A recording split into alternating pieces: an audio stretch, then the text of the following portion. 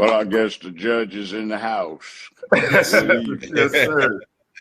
Judge Brown, I saw a video clip of you discussing you were the last judge on the James Earl Ray case, and you said all the evidence that was pointing to it that he was not the one that actually shot or killed Martin Luther King.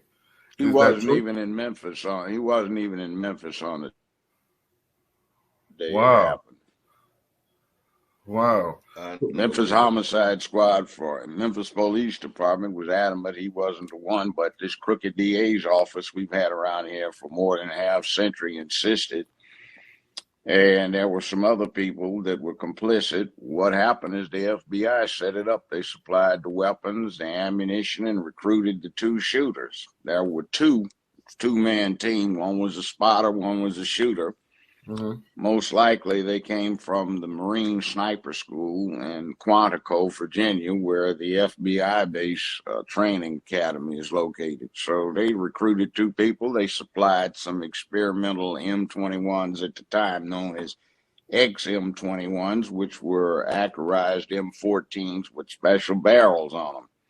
The ballistics of the bullet they pull out of King's body precisely match the ballistics of those special barrels. The ammunition, 5,000 rounds of which the FBI got on inventory from the Defense Department in late December 1967, along with 5 rifles, the serial numbers of which I have stowed away from the invoices.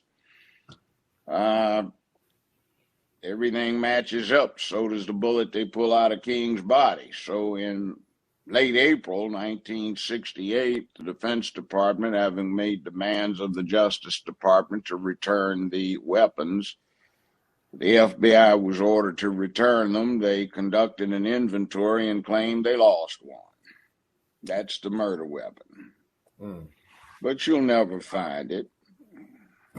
No. And everybody that was a detective on it agrees that there was a setup. The FBI never interviewed anybody at the fire station. The shot did not come from the bushes nor the flop house. Flop house window wouldn't even open up far enough for a rifle to be used, and the bushes were right under the flop house window. And the reason people think the shot came from there is the sound echoed from the front of the Lorraine Motel, and the echo goes right back there. We did some experimentation. Mm-hmm. And there was somebody on the inside working. It looks like it was Reverend Billy Kyles at the time, because the FBI was blackmailing him. Unbelievable. So that's the conclusion on that. Probably you'll never know who the actual shooters were, because they were military personnel. They probably had just gotten back from the NAM, and squeezing the trigger with the crosshairs on somebody was nothing new, and they were probably told what was being said a great deal at that time: get rid of this communist agent who is threatening the country. And by the way, they did not give a damn about civil rights, and head up civil rights did not occur because of people protesting and marching. It occurred because you had some smart black lawyers like Thurgood Marshall and some decent appellate court judges, and you had a bunch of black folk that were burning down cities, 1964, 5, 6, and 67, and again in 68. And King was a footnote in history at that time until they killed him, and they had internal memoranda discussing whether he would be more dangerous as a live galvanizer for the anti-war movement and revitalizer for labor. They didn't give a damn about civil rights. They didn't care. It had already been passed into law and effectuated by those two, the lawyers and the black folk that had had enough and took to the streets and started burning cities down. Mm-hmm. I had the task one time when I was an intern with a DC think tank, one of the assignments was with 2 or 3 other people. We had to go over the congressional record to glean what they considered to pass the Civil Rights Bill in 1964, 67, voting rights, 67, 68, whole 9 yards. And out of 60,000 some pages, there were maybe 4.5 that concerned themselves with demonstrations, and the rest of them was why are the Negroes burning the towns down, and we got to stop this. And also, interestingly enough, the Civil Rights Act of 1964 is not labeled that. It's a Defense Act. And it says, whereas the United States is engaged in a life or death struggle with the forces of totalitarianism and communism throughout the world, and whereas the troops and personnel of the United States military branches are the first line of defense, whereas they have been long integrated, whereas morale is important, and whereas base commanders cannot enforce fair treatment for their personnel and the families of the personnel, be it resolved that this Civil Rights Act is needed. And that's how Johnson got a much stronger bill than the weak nonsense Kennedy introduced passed. He said, this year you're going to give the Negroes what they want. And it's a defense bill, and I'm going to embarrass you and make you into the worst commie-loving SOB I can manage back home if you vote against it. That's how it got passed. Wow. Your Honor, let me ask this along with that real quick, and then we'll speed up the narrative. Why do you think, why would it have taken so long, and how come this major evidence that you have brought to light has never really been... I can tell you very quickly. I anticipate what you're going to say, because Congress had the villains investigating themselves. Now, we got a lot of memoranda under the Freedom of Information Act that various legal teams introduced. It was in the record, probably removed and destroyed now, because the current district attorney in Memphis, Tennessee, Amy Wyrick, is nothing but a filthy crook.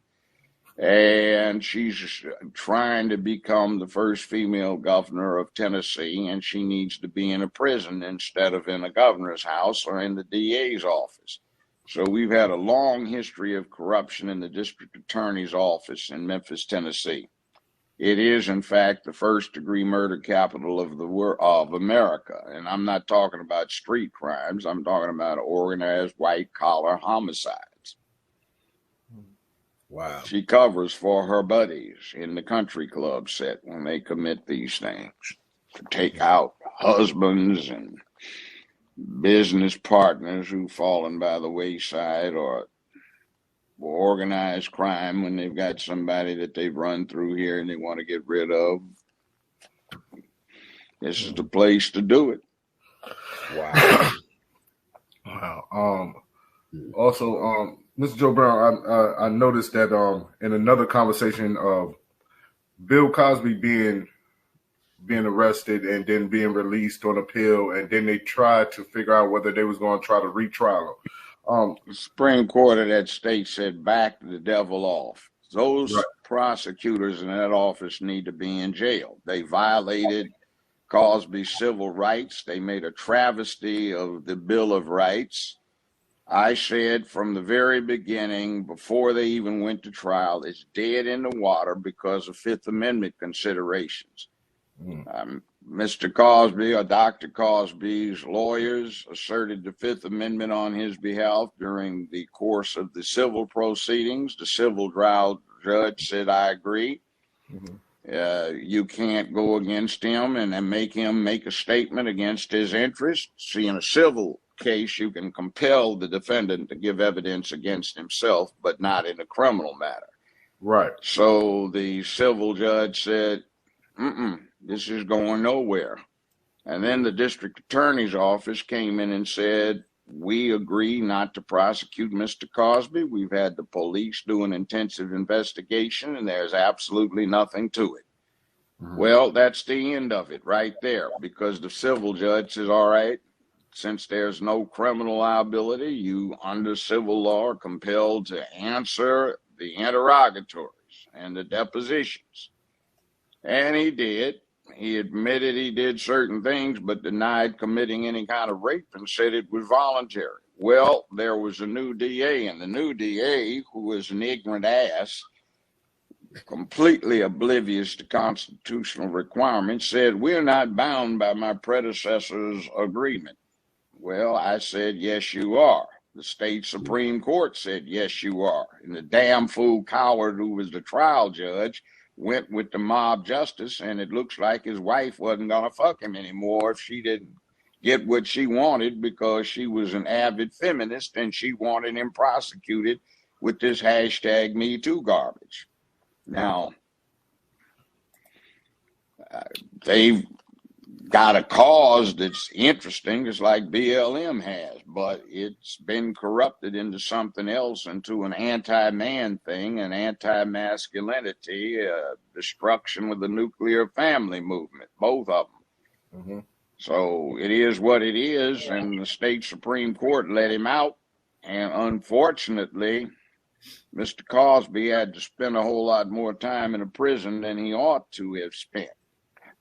He should have been allowed to remain free on bond pending the outcome of the appeal, but the bastard that was sitting up in the Batcave on the bench wanted to satisfy his little freak-ass wife, so he said, bond revoked, you go in and start serving your time, which brings us to this punk-ass Juicy J.